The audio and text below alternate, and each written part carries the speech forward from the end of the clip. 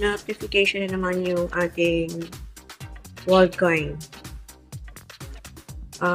Ito ay pang 7 claim ko. Pang 7 months na claim dito sa World.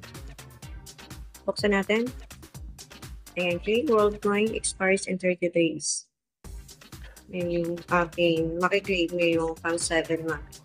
Okay, claim na natin. Siyempre, suspending siya. Continue. Verify with World ID daw. Okay, confirm.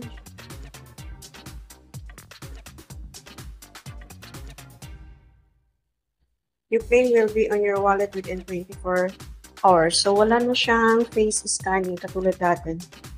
So, diretso na ang pag-pin after mag-update ng World App nitong October.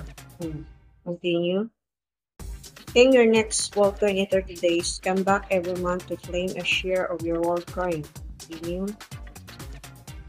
Invite friends and earn up to 9,000. Earn more WorldCoin when you're in the fire. Verify the World ID.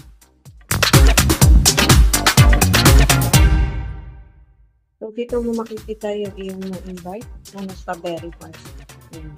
So, makikita mo dito kung ilan yung gumamit ng iyong phone.